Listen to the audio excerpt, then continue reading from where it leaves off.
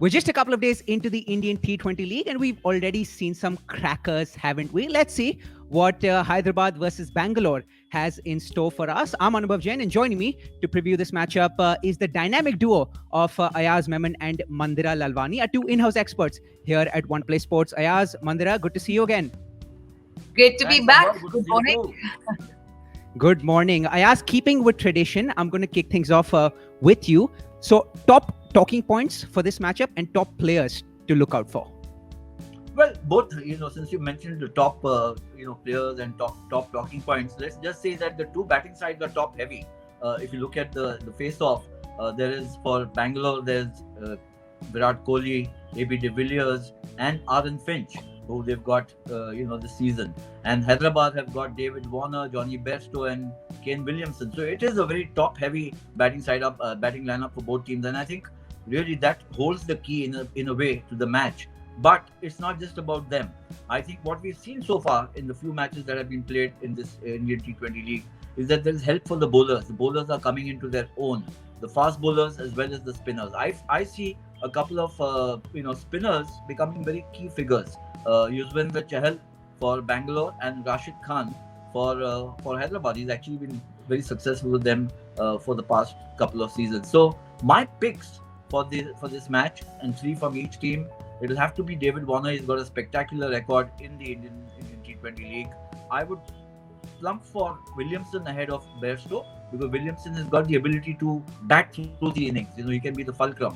And then I'll go with Rashid Khan, who's the match winner with the ball and also an effective batsman. For Bangalore, it'll have to be Virat Kohli and AB de Villiers. You can't look beyond them. You have to include them. And Yuzvendra Chahal. So those are my 6 picks, 3 from each team. Thank you so much, Ayaz. Mandira, over to you.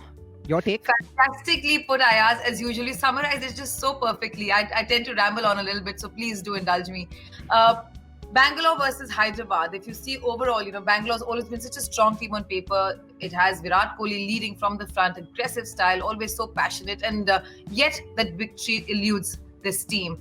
On the other hand, if you zoom out a little bit, Bangalore is flamboyant. It has a lot of buzz around it. Hyderabad somehow is that slow, steady, understated, in their demeanor as well as their performances. They're power-packed, they're very punchy, and they may not be all out there for you to see all the time. The 2016 final was the case in point. It was such a fantastic match. I think I was there, if I'm not mistaken, and Hyderabad stole it away, right beneath the noses of Bangalore. Like I said, of course, the batting is very, very impressive, top heavy. Rashid Khan definitely for Sunrisers Hyderabad will be very, very effective. He is a wily bowler. He's crafty.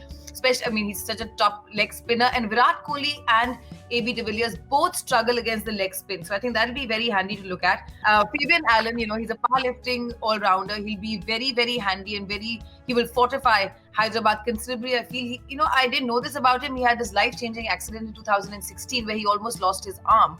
So that is testimony to his resilience. And he says, every World Cup I go to, I will put a tattoo on my neck. Is that a person who has like fire in his belly? And there are so many of these success stories of humble beginnings and people who come out and make it really big. So I think I like Fabian Allen very much to keep a look out at. Warner and Bairstow, as Ayaz already said, that's for sure. For Bangalore, the thing is that a challenge for them has been firstly overcoming this dependence on Virat Kohli and AB de Villiers. So in that respect, definitely Aaron Finch, him coming in, batting at the top will be very, very exciting and important for Bangalore. Also, Dale Steyn is back in the arsenal. It'll be interesting to see how he fares. So I would definitely look out for Dale Steyn. As far as Hyderabad is concerned, the one challenge they've had is, to have their middle order firing consistently. And for that, I think the solution or the upay that they have is this strong young Indian side. They've got Virat Singh, they've got Priyam Garg, who did really well in under 19. So these youngsters are the ones to look out to. Of course, at the end of the day, the playing 11 will determine exactly who fires where. But those are my picks. Brilliant, Mandira. And Mandira spoke about this. She spoke about the over-dependence on Virat Kohli and AB de Villiers. I asked, Virat Kohli did mention a few days back that going into this season, he feels that this Bangalore side is probably more balanced than it has ever been. Do you concur with Virat's sentiment? This is a season which is very important for Virat Kohli because, there is a lot of surround sound as to why, he can't win an IPL title because, and then obviously gets compared A first to Dhoni and then to Rohit Sharma. So I think this is, if he obviously he has to lead from the front, he has to make the runs because he's India's best batsman. But I think more than that, he has to manage to get the best out of people, especially in crunch situations. Brilliant. And speaking of Virat Kohli, there's been a fair bit of chatter with regard to his batting position. Some have said he should open the batting. Some have said he should bat in number 3. Mandira, your take on where he should be batting?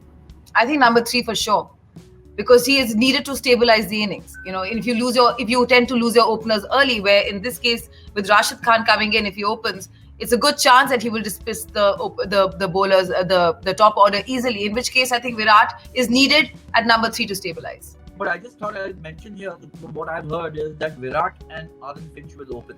That's been the thinking, and AB de Villiers will keep wickets. So that whether he continues that batting position continues through the season or not, we'll have to wait and see. But we'll get a good idea when he takes the field today. And which of these two teams do you see clinching this encounter? That's a tough one. This is. I actually think that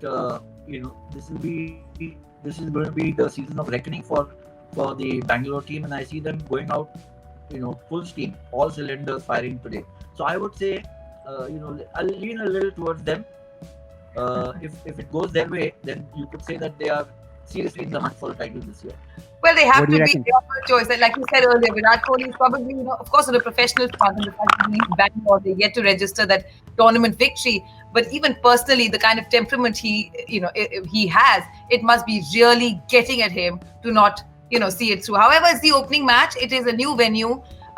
Given that and keeping that in mind, Rashid Khan has had tremendous success and experience playing in the UAE. I think that's again a very turup ka patta, as they say in Hindi, your ace up your sleeve. So I think Rashid Khan is a very, very important factor here, and I'm keen to see how he troubles Kohli and AB. And I will lean towards Hyderabad for this one. Thank you so much, Mandira. Thank you so much, Ayaz. As both of you beautifully summed up, if this encounter comes even remotely close to being as entertaining and enthralling as the matchup that we saw last night between Delhi and Punjab, we're certainly in for a thriller. Please do let us know in the comment section who you favor for this encounter, and stay tuned on our OnePlay Sports Networks for more such previews throughout the course of the Indian T20 League. Thank you so much for having joined us. Until next time, stay safe and take care.